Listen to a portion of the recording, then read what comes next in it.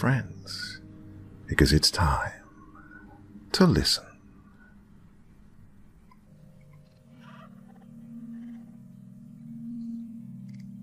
A is for astronaut. Very rarely did something ever come into view of the International Space Station that wasn't Earth. There was considerable surprise when, hovering just beyond the reach of the station, and well beyond the reach of Earth, floated a single EVA spacesuit. A quick search of the ISS found that all their suits and astronauts were accounted for.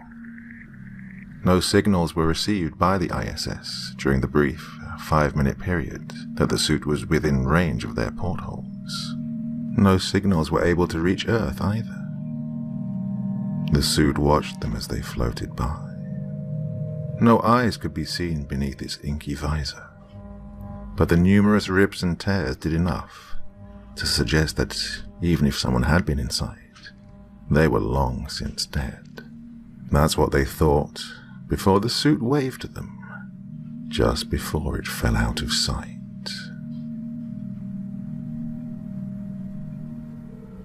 B is for beach. Tommy was playing in the wet sand. His parents had, again, turned their gaze from him to each other. This trip would have been so much better, they both secretly thought, if they didn't have to babysit little Tommy. He was much too rambunctious to handle on a good day.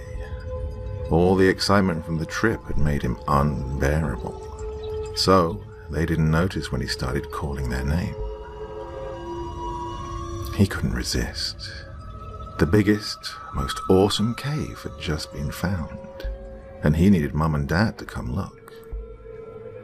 It was taller than him, lopsided and drooping, but he thought it was a masterpiece of beach engineering.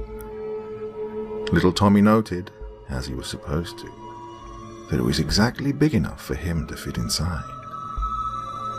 His parents didn't even notice, as the cave collapsed back into the beach like a wave and sunk below the sand. Tommy was gone. There was the smallest disturbance on the surface as the cave pulled its catch under the sand and back into the water. C is for conversations from down the hall. What were you thinking? What?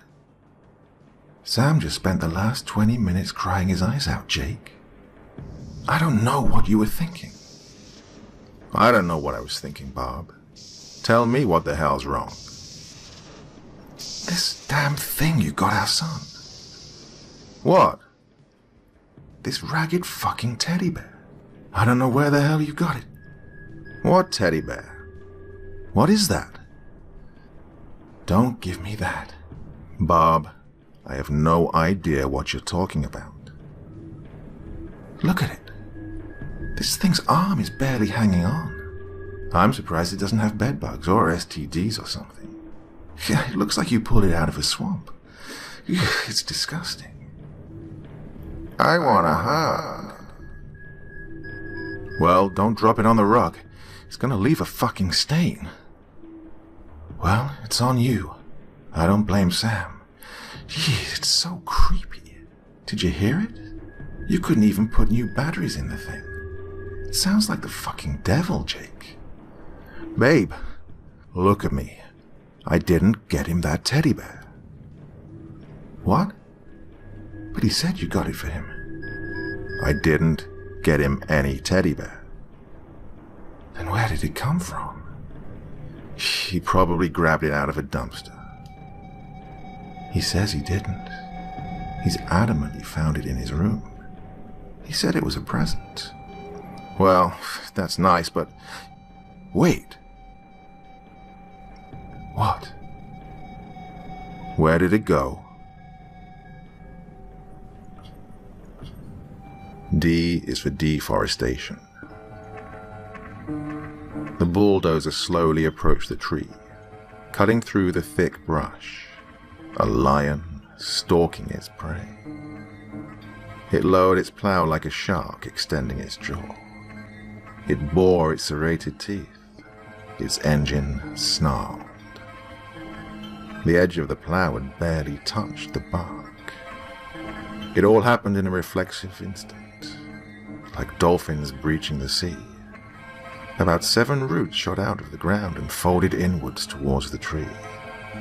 They found solid ground, raised the trunk from the soil, and then the jointed, arachnoid legs carried the tree swiftly away.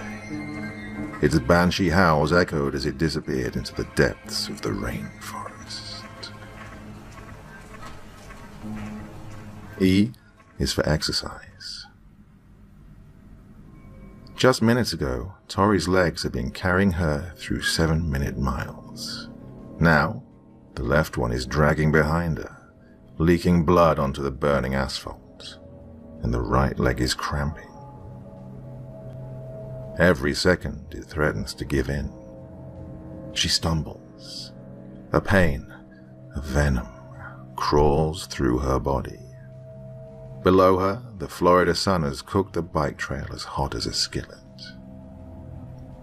She can almost feel it through her toes. Half of her mind is trying to balance. The other half is focused on the lumbering beast behind her. The beast is too hungry to mind the heat. Its scales almost sizzle as it drags itself forward with its 2 massive forearms. Its long, bat-like fingers painfully grip at the ground, and they seize as the beast laboriously pursues its prey. Its all-too-human eyes watch Tori close, and its all-too-human mouth drips with spit, venom, and blood. It's tasted her once, and it refuses to let her go. It failed the ambush, but if it can push itself just a bit further, everything will be all right. It hasn't eaten in weeks. Worse, it can almost hear its young behind it, pleading from the ditch in high-pitched voices. 2 have already died. It refuses to let the other 3 wither. The 2 race onwards, in the heat of the Florida sun. It collapses first, its tail spasms, trying to give it one final push forward. In a cruel irony, Tori collapses barely 20 feet away. Its tongue blisters as it licks her blood off the bike trail. They both close their eyes. F is for Mom. For Mom, I love you. It's so cold now. We've been wandering around for 2 weeks in these mountains. The snow hasn't let up. Every day the voice gets louder. It bores deeper like a termite in my head. I tried really hard, Mom. I fought. I remember the stories you and Grandpa told me. The tales of the monsters out here. I think there's one inside me. The spirit that devours. It's going to make me kill Kieran. He's the only one left besides me. I'm so hungry. It tells me Kieran will taste just like meatloaf, just like you used to make. It says his thighs will be the sweetest, like pork. He's sleeping. It doesn't need me to tell you that it'd be so easy. I'm sorry. I hope you never find this note.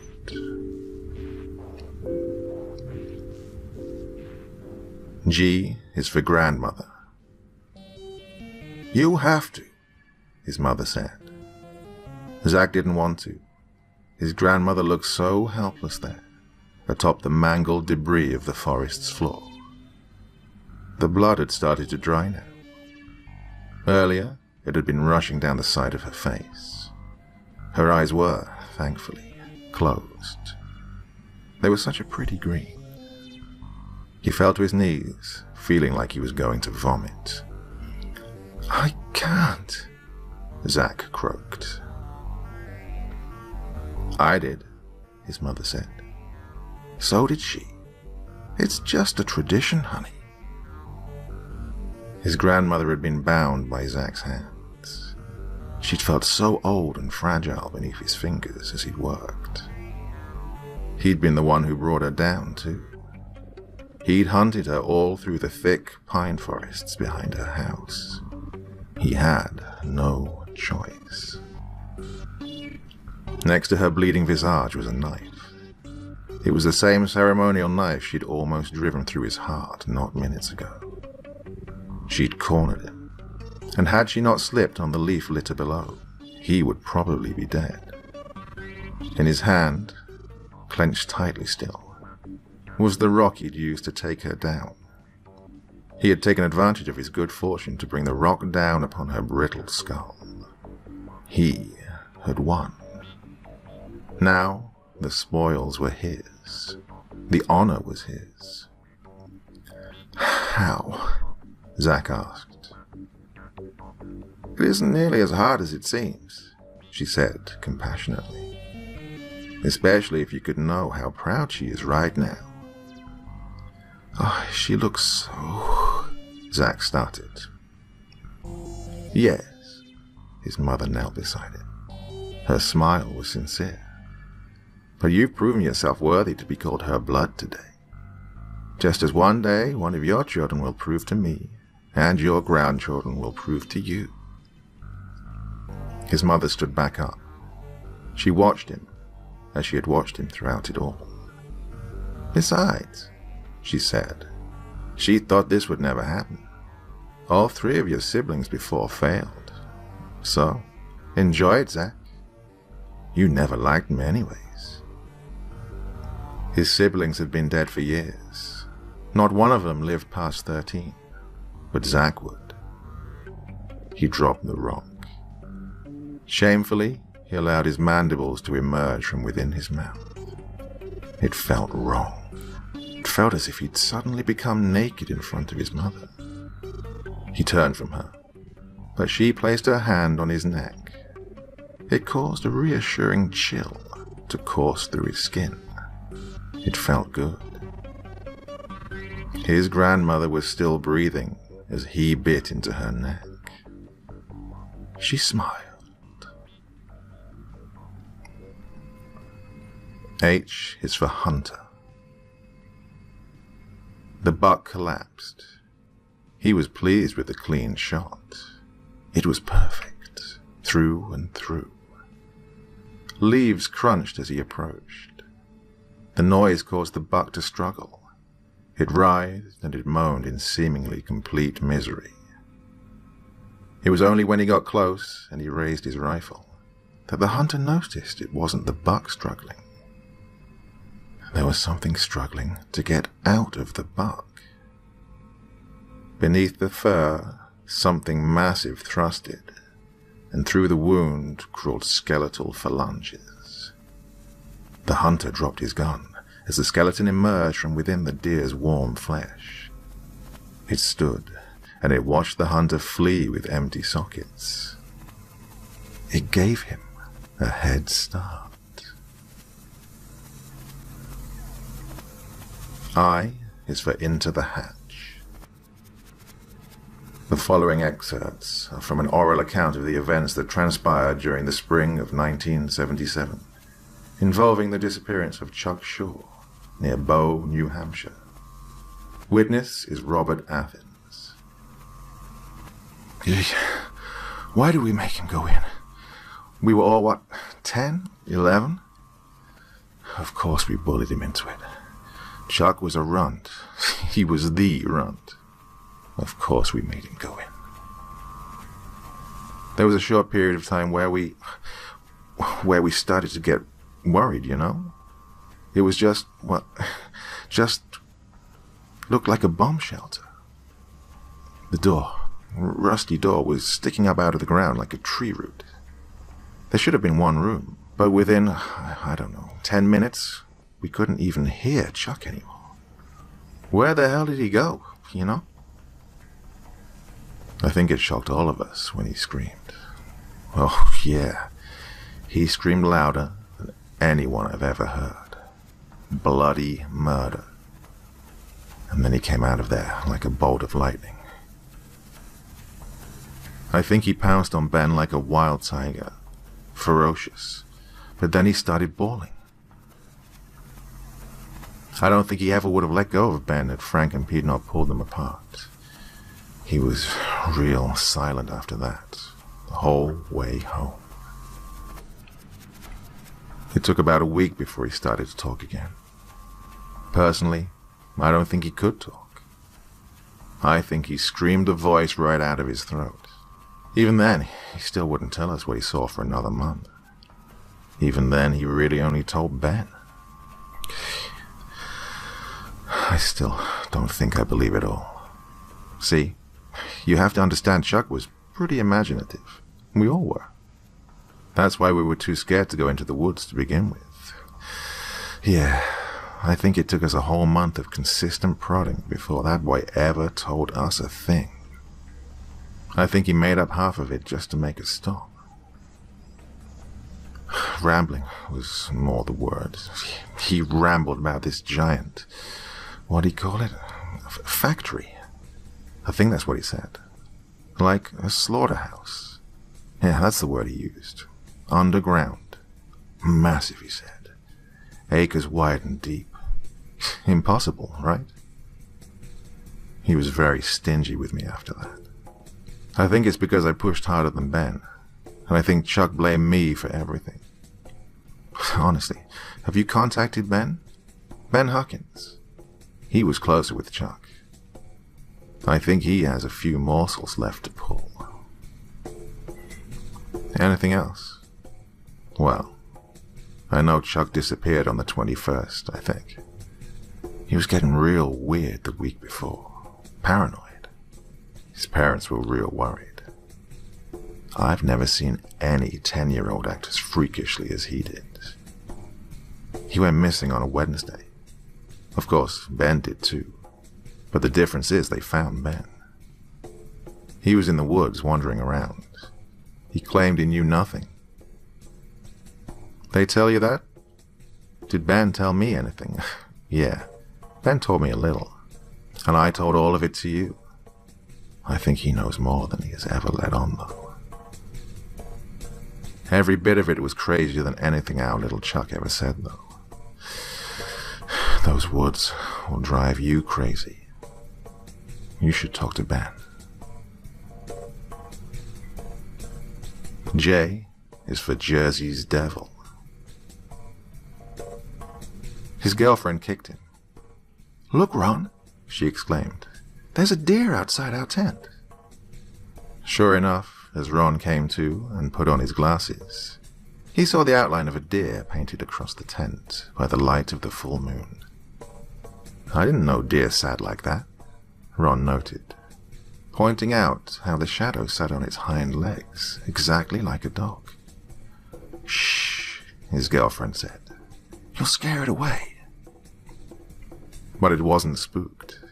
Instead, the shadow on the tent was still. In the quiet, Ron was quickly aware of the shadow's breathing. It was coming in raspy and fast. Heavy. It almost sounded pained. "What's wrong with it?" he asked. His girlfriend couldn't answer. Her jaw had dropped, voiceless, as the shadow on their tent stood up and spread his bat-like wings. Its breath became hot as they all screamed. K is for killer. Nearby, the bodies of his brother, sister, mother, and father lie. Collectively, they've turned the entire carpet red. Alone, he stands in the bathroom. He's the youngest of them all. He's responsible. Well, partially. "Now, your face." The boy sees himself in the mirror. He has cuts all up and down his body. Blood seeps, yet his face smiles. It's his face, but not his smile. His face is still unmarked. Do it across your cheeks. The voice isn't commanding. It's speaking out loud, using his mouth. The boy is no longer in control of his body. He can't even cry, as his arm brings a knife straight up towards his face. He can't even close his eyes. He just watches as the blade touches his cheek. L is for lucky. The woman running towards him was perfect. Her breasts were plump, succulent, and so were her pearly white thighs. They seemed to glow in the moonlight. He wondered what her flesh would taste like. Oh, and her hair. It was so short and red, vibrant, and she was coming right at him. It was just the two of them on the street. The sun had barely risen. To his right was a ditch, and just beyond it a field full of wheat. He imagined grabbing her by the throat and tumbling down with her. He'd drag her into the ditch and finish her off. Or maybe he'd pin her to the hard sidewalk. He would crack her skull against the concrete like an egg on a countertop. His van was close, he realized, as she jogged past. Maybe he would pull the pocket knife out of his pants and stab her. He would drag her by the hilt and twist the knife. He imagined letting her free a few times, letting her fall to the ground just so he could stab her again and again. He'd load her in the back and take her home. His mouth started to water. As she drew near, he reached around for his back pocket. He found the knife, nestled safe and warm. His fingers seized it. She smiled at him. So close. He smiled wider. He could smell her now. She was musky, sweaty. She was right on him. Hey, beautiful morning. Yes, he said, turning as she passed. Beautiful. The runner continued onwards, and he continued down the road. He whistled "Hey Jude" as he started his van and drove away. M is for marriage. She was late that night. A chill rode up his spine as the window opened. Cracking his eyes, he noted the red numbers on the clock. 4:23 a.m. A breeze seemed to lift the covers behind it. Like a mist, his wife glided into bed. He didn't even notice her icy touch anymore.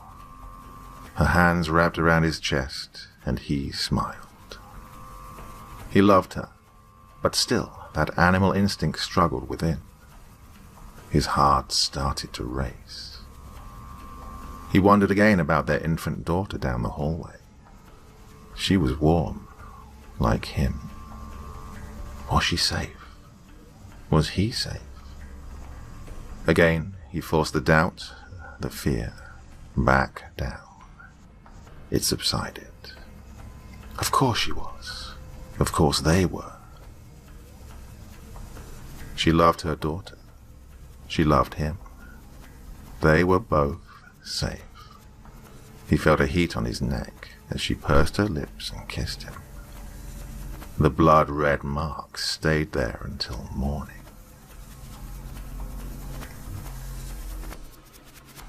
N is for night. I never feared the night sky. At night you can see beyond our world for miles and miles. Everything is so clear, and I can see it. At day, the sky clouds. The blue covers my view. I can't see it. I hate when I can't see where it is. The only thing reassuring about the day is that at least it can't see me either. I hate the way it smiles at me.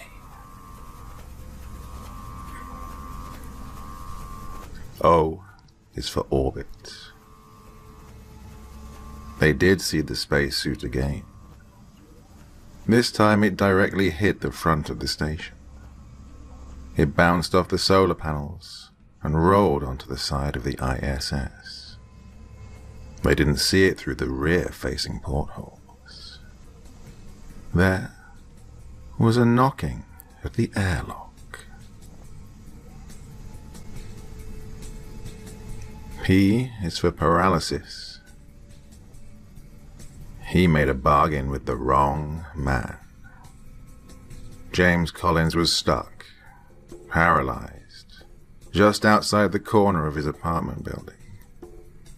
Ethereal, the only one who could see him, stood before him in a black-rimmed hat. The man bid him adieu, with a tip of his hat and a flash of his teeth. His words rang in his ears like rusted bells. I granted you your desire. Your family is now fully sustainable. Your enemy has been dealt a rather unfortunate hand in the stock markets this morning. Your son will be set for life. The son of your foe will find himself another unfortunate victim of a drive-by. Gang violence is so depressing. Now, as promised, you owe me this. 50 years. Those will be spent here. You can watch and you can listen, but you'll never be seen or heard. In a half-century I shall return to release you. Until then, live in the moment. Every moment. To watch time pass is a privilege, if you allow it to be. So, he waited. He missed the sensation of his own blood pumping through his veins, and the cold rush of air down his throat. He watched as his son left. The apartment they used to call home would surely be beneath him now. Years flew by, and he watched the city around him grow. Soon days became like hours to him. Hours to minutes, minutes to mere seconds. One day he noticed a particularly interesting-looking man strolling down the lane in a fancy suit. He was young, with a head full of ginger hair. If James didn't know better, he'd assumed he'd fallen backwards in time. The young man was slim. Surely, and in a way, he was. The young man removed a canister, a flask, from his suit and drained it. Then his ass fell to the concrete below, and tears started to flow. "Where did you go, Dad?" he asked with a start. James realized then that the young man was his son. He had come so far, and the years had changed him. James had given everything, so he couldn't imagine why his son had grown up so sullen. Tears couldn't fall as his son left his side, walked into the building, and was reunited suddenly, not 5 minutes later, with the ground. He lay there beside his father, but his father couldn't touch him. James had 20 years left to go. Q is for quiet study hall. White ashes fell from the white ceiling. They danced in the air around his head. The desks around him had started to crumble, as if they too were made of ash. The wall beside him showed an empty hallway that led nowhere. He was alone with the thing. The thing stood in front of the classroom, tall and bulky, and tapped his claw against the blackboard. He gave it his attention. Atop its massive shoulders was fixed an antelope's skull, with wild, twisting horns. Its body was concealed by a cloak of black, tar-like feathers. It seemed to breathe. Protruding from the center of the cloak were 4 skeletal hands. It turned its gaze to the board, and it started to carve. Black ash fell from the tip of its claws, and gently they formed uneven piles at the base of the wall. The bell rang, and he woke up in a familiar room. A detention sheet greeted him for once again sleeping in the quiet study hall. He couldn't remember what the thing wrote on the board.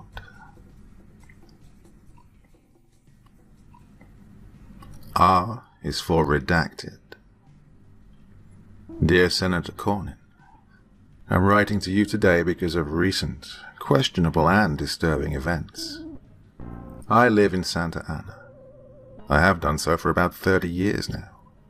My mother, however, has spent her whole life in Anaheim, Texas. It's a small town, barely 100 people in total, and she lived a very happy life there. In regards to Anaheim, I know everything about it because I grew up there. It's a quiet, very personal community. They stick to their guns and each other, and that is it. I was one of the only kids who ever sprung up out of that dirt hole. Me and my brother, that is. Everyone else was ranchers, ex or current. To them and me, Anaheim was about as real as anything. Now, the problem I'd mentioned earlier started about 4 months ago. That's how long it's been since I've had contact with my mother. The last time she called, she mentioned something strange had been happening with her neighbor, and she thought he was up to something rather fishy. She was in rather a panic about it, and my mother is a Texas-born woman, so it would have taken something pretty serious to rile her up. So, I drove up to stay with her. Now, Anaheim is just northwest of Santa Ana a little ways. It's an hour north, straight up the 283, and then on to the 153. It'll take you all the way up, and then you'll find Anaheim just off the 153 before you hit Nolan onto Farm Road. I know this because I go there all the time. The problem is, when I got to the turnoff, there were police cordoning off Farm Road. I asked them what they were doing, and they told me to leave or I'd face federal prosecution. So, I went up around north past Nolan, and I was told to stop at 2 other roads that led to Anaheim. And again, I was told about federal prosecution. I tried calling my mother again, and there was no answer. So I waited with a friend in Nolan for the night, and come the next day, I couldn't find Farm Road at all. I couldn't find any road that led into Anaheim. I got to a point of frustration where I even tried to walk through the dirt to get there, only to find there's now a fence surrounding the whole town. I was asked to leave at gunpoint by federal guards, long before I was able to get within half a mile of the fence. It's going on months now, and I still have no answers. The town no longer appears on Google, and I've been asking around. There seems to be a gag order on any reference to the town. My friend in Nolan, the very one who let me stay at his house, is now terrified and adamant that Anaheim never existed. He's continued to encourage me as such, like he's trying to bribe me. But it did. My mother is still in there, and I need to make sure she's okay. I need answers. My brother needs answers. Please find this letter well. Miranda Hawkins. Dear Miss Hawkins, I've been authorized to write to you on behalf of Senator Cornyn. It's my understanding that for the past several months you have had an inquiry involving a particular town in western Texas, Anaheim. In regards to this inquiry, I can personally assure you that there is no such place as Anaheim, Texas. I've been very thorough, I assure you. There has never been a town such as the one you described in the registry. There is nothing south of Nolan besides wind turbines and farmland. I apologize for any inconvenience and undue stress this has caused you.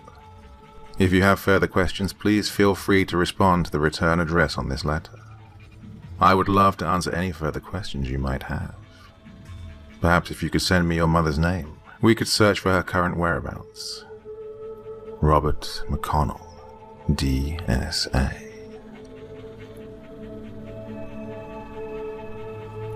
S is for survivor's guilt. The following excerpts are from an oral account of the events that transpired during the spring of 1977, involving the disappearance of Chuck Shaw near Bow, New Hampshire. Witness is Benjamin Huckins. Not a day goes by I don't think about Chuck. The weeks after we went into the woods, I was his only friend. Bob certainly wasn't. I don't know what he told you, but he was never really a friend to Chuck. He wasn't with him in the end. I was. I think I was the only one who believed him, even back then. There were things that Chuck only told me. He told me those in confidence, so please understand if I can't convey everything that happened to you. It's been years, and I still don't feel comfortable talking about it. That place. Chuck was convinced that he was being hunted. That was the word he used. Hunted. He said, and he only told this to me, but he said he wasn't alone in the place that day. He said he heard something walking around, making clacking sounds on the metal. No, he never described it. Yes, it, as in thing. I can't talk about the day he disappeared. Yes, the paranoia was real. Chuck was convinced that the thing was coming for him. The thing in that place, yeah. Honestly, no, I didn't believe him. I believed he was afraid, surely, but no, I didn't believe he was in any danger. That changed on the night before he disappeared. It's gonna sound silly to you, but I had a nightmare of sorts. At least, that's what I pray to God every night that it was. A fit of sleep paralysis, hopefully. But it scared me. There was something in my room, on my ceiling, hanging there. It blended into the shadows like a tiger blends into the damn jungle. It wasn't watching me so much as it was smelling me. I could hear it breathing, heavily. It was sniffing. For a good 10 minutes or so. It then decided I apparently wasn't worth its time, and just crawled out of my window like a centipede. I woke up after that. At very least, I sat up. Chuck went missing the next day. I'll tell you what I've told everyone for years. Yes, I saw him that last day. I tried to help him. I ran so deep into those woods. I just wasn't fast enough. No, I don't think it was actually a nightmare, but I can still pray. T is for TV. He knew what would happen next. The room glowed from the light of the television as he fled into the hallway. He pried open the folding closet doors, and once he'd squeezed inside, he tried to shut it. The edge of the door skinned his foot, but he didn't dare cry. He heard the static. The TV was still displaying the same scene. Headlong view of an empty road. Empty fields on both sides. Cornstalks lay, decomposing against the dirt.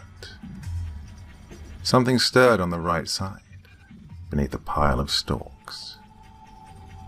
Moving his foot, the boy continued to pull the door shut. It hit the other side, the other door, too hard. The other door opened a smidge, allowing light from the hall to fall inside the closet. A moist sound came from the television. Something had come onto the road. It stumbled forward.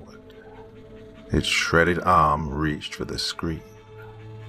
The boy cursed one of the curses his daddy had taught him as he reached for the other side. The other door was closed flat, but the one in front of him still bent at the joint. The smallest sliver of light shone on his tears. The thing crawled out of the TV. He stopped moving when he heard it growl. Each footstep was highlighted by a moist, padding sound as the thing limped out of the room. The boy didn't dare move. Through the crack he watched the hallway. Light from the TV room around the corner still reflected off the dark wall and into the closet. Something blocked the light.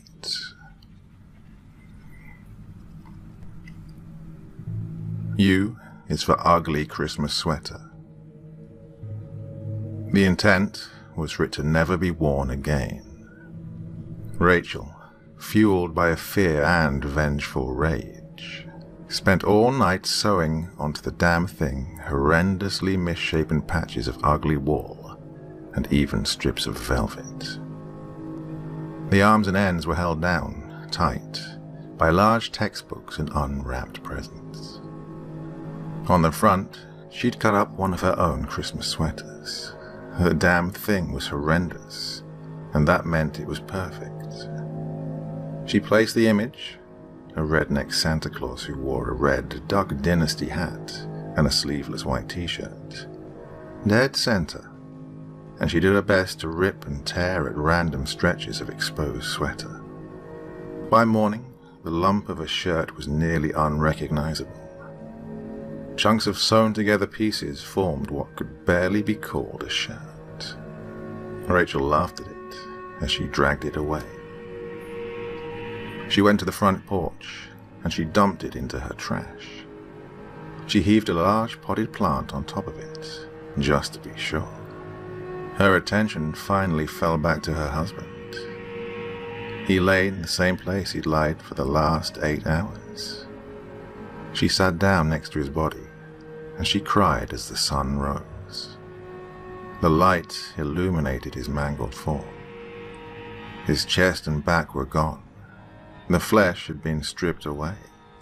The damn sweater had pulled them with it, when Rachel had pried the thing from her still screaming husband. She had looked inside the sweater, but couldn't find her husband's skin. She laughed, imagining the sweater in the trash can. She couldn't burn it, so this would do. She thought she could hear it banging. It was surely hissing at her. Merry Christmas, she called to it mockingly. Her job was done. It was a shame, too. It had been so beautiful before. After what she'd done to it, though, no one would ever wear it again. V is for Velociraptor. The museum was quiet when Billy snuck out of his father's office. His father was the curator and had to take Billy with him for his late night. The sun had set, and Billy was too young and energetic to let an office hold him. For a kid, it was the greatest feeling in the world. He ran through empty corridors and exhibits. Only twice did the lumbering security guard almost spot him. It didn't take long for Billy to find himself in the dinosaur exhibit. The models, to the 12-year-old stowaway, were so incredible. They were beyond compare and larger than life. He assumed they'd always be that way. At least, that's what he'd thought before. Tonight was different. He wanted to feel the awe, but he couldn't. Something felt off. He lost interest. He took off down the hall, running again out of a primal urge. He raced through endless stretches of granite halls before he turned a corner. He paused, stumbling forward from his momentum. There was an exhibit out of place. A skeleton model stood not 30 feet away from him. A Velociraptor mongoliensis skeleton, stood in the center of the shadowed corridor. Its neck was craned like a bird. The white bones were significantly shorter than Billy. A velociraptor only grew about a foot tall and about 6 feet long. Its arms hung, folded against its ribcage, and its long, toothy snout was just turned to the model's left, straight down the corridor towards Billy. Billy, forgetting for a moment it was only a skeleton, tried to match its placidity. He had the strangest need not to startle it. His breaths came in intervals too sudden and too loud for his liking. He truly believed it was alive, or at least he pretended it was. How else could it have gotten there? But that was just his imagination on steroids. Surely it hadn't gotten there on its own. Then he noticed the model's ribcage expand and contract, as if it were taking breaths. The model's head tilted slowly. It was almost a curious motion. Billy was no longer frozen by choice. As their staring contest continued, the raptor continued to tilt its head. Left, right. The raptor was trying to figure out what to make of Billy, and Billy wasn't sure what to make of the raptor. Billy found his control once more. He was aware of a twitching in his right leg. He managed to move his foot back. To his shock, the raptor responded in kind. It stretched one of its legs forward. The long, sickle-like claw on its medial toe clacked hard against the ground. The sound seemed to echo through the hall. Billy shivered. He took another step. Again, the raptor followed. Its gait was significantly longer than Billy's. It seemed to bounce forward with each step. With each step Billy took away, the raptor would get still closer. So Billy stopped, and so did the raptor. It watched him. Billy knew that even without eyes, it was looking right at him. The skeleton's claws twitched and fidgeted. Billy was being sized up. Through a glance to his right, Billy saw it. His father's office. The light in it was still on, but the door was shut tight. He was farther from the door than he was the raptor. Seconds wafted by, and his eyes danced. The raptor didn't move. Billy didn't dare call his father. The raptor would be on him too fast. Maybe if he ran, maybe then he could call his father as he was running. His father would open the door for him. His father could help him as long as he bought himself enough time and distance. Tears fell as he tried to make a decision. It was so far, but it was his only hope. The decision was made for him as the raptor's jaw descended. On a hinge, it slowly swung open. It lowered like a ramp to a plane, ready to rip and tear. The silence was murdered by a howl. The raptor was yelling, screaming, and it sounded just like Billy. The lungless beast spread its razor-clawed hands wide, ready to embrace its prey. It charged as Billy turned. Billy cried for his daddy. He wailed and he ran. He wouldn't make it. He was sure of that. He wouldn't make it. The screaming had stopped, but Billy would cry all the way home. His father comforted him, but he never believed Billy. He even tried to show the screaming, wailing child on the way out that indeed the velociraptor had never moved. It remained frozen, with its arms held wide and its jaw hung low. W is for water. The green water lapped beneath the rotted wooden dock. All of her friends had jumped in. Now only Emily stood there, awkwardly covering her naked body. It wasn't the boys that made her hesitate, nor her own nakedness. There was just something off about the water. The green seemed to be all there was to it. The surface was thick. Nothing below the putrid color showed. She wondered how deep it was. Davy was in just a few feet from the dock. He was taller than she was, and the green seemed to wrap around his throat as he bobbed up and down in the waves. "Come on in, Em." They laughed and splashed. Jill was getting close to Alex again. Alex was Emily's. Jill was too close, but Emily didn't dare move.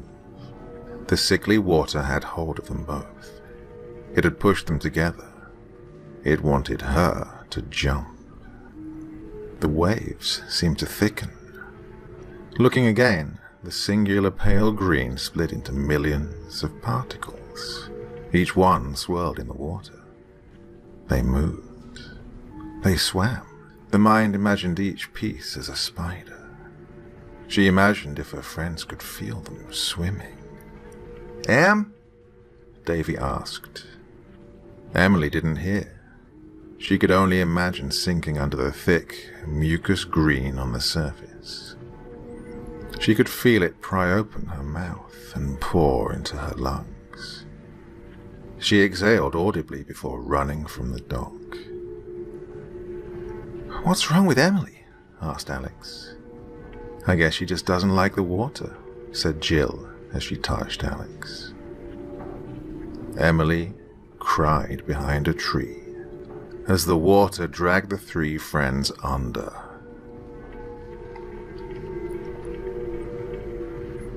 X is for xenophobia. The International Space Station fell to Earth. It crashed into the middle of the Indian Ocean in the early hours of the morning. As the pieces sank, no bodies emerged. A great white shark still comes. It smells blood. In the dark waters, it can't see well, but it follows its nose. Sharks have an excellent sense of smell, and they have even greater tools for hunting. On the tip of its snout, paws called the ampullae of Lorenzini guide the shark based on electrical impulses. They can pick up the smallest electrical fields. With their very specialized sense, they can detect even the smallest heartbeat of prey. There is no hiding from a shark. It searches the wreck. It smells the blood, but through the sinking, mangled pieces, it can find nothing edible. The shark pulls away, when suddenly it picks up a faint signal slightly above the wreckage. Its electrical senses tingle as something passes its nose. The moonlight only offers the briefest glimpse. It looks edible, and the shark's lateral line can detect its movements. The predator's mind tells it that it's prey. With a quick motion, its gums extend from its jaws, and its eyes roll backwards into its head. It's a basic reflex to protect them from injury. It doesn't see as it brings its teeth closed on a limp astronaut suit. Its tongue feels the thing in its mouth, and it tastes blood on it. The shark begins to thrash its head back and forth, its serrated teeth try to dig into the leathery mass. They can't manage to cut it. Suddenly, the shark's ampullae of Lorenzini cry out in pain. A tingling causes the fish to writhe and its jaws to spasm. It feels aching in its head, coming through its many teeth. It can't release its catch. It still tastes blood, but now most of it is its own. Its jaw stretches as something emerges from the suit. It tastes like carrion, rotted and foul. Too foul for even the shark. It struggles its hardest as the projections from the suit feel around the shark's insides. The shark tries to regurgitate, but it can do nothing as it feels its own teeth pulled from the gums. Its jaws stretch and stretch, pushed by the suit's extensions, and eventually they tear as the thing pushes. The shark is dead long before the thing is finished. After the suit is freed from the dead predator's clutches, it begins to pull the once great predator's body inside its own. The thing devoured it, stuffing it within its impossibly small form. In the deep, the still man-sized astronaut suit settles to the bottom. Blood leaks from the center seam. The dark here is like home. It waits for a while before it starts to walk. Why is for you. What's the earliest you can remember? My first memory is of me in a crib. That will be me. I see myself, my body, lying sound asleep. The light of the moon highlights my face. There's a spindly woman holding me. What is me? She smiles as she brings me down, on top of my body. I sink into it like a well-used mattress. I breathe in. I see through my body's eyes for the first time. I see the woman better now. Her hand is still nearby. She cranes her long neck down towards me and she kisses me. She tells me everything will be okay as she pulls her hand away. There's something in it. It's small, white, and it's struggling to escape her grip. I always used to think it looked like a shiny mouse. She speaks to me. It'll take time to adjust, she says as she strokes my naked head. You won't remember anything for a while. I coo as her hand leaves my cheek. I turn. My parents are sleeping on the bed. They don't hear her. This is you, she continues. From now until it dies, this body is yours. She turns to the squirming thing in her hand, the thing that used to live in my body. And this is mine. She eats the whole thing. It stops struggling as it's pulled down her throat. It's taken me this long to realize what that memory was. It was the memory of my birth. The memory of how I stole my body. Do you remember? Z is for Zephyr. The reef lay dead ahead, and the storm grew fierce. Through the snow, the captain sees them crawling about the hull. Their faces glow red hot. Fires and embers crackle within their skulls. The demons clamber about, and the remaining crew members desperately fight them off. The captain sees another man fall. The demon stares into the poor man's eyes, and his soul bursts into flames. He is one of them now. As the skeletal things approach, and his crew dwindles, the captain of the Zephyr makes a final decision. The raging sea below roars, begging to be fed. The captain releases the helm of the ship, and it crashes into the reef. The ocean claims them, human and demon alike.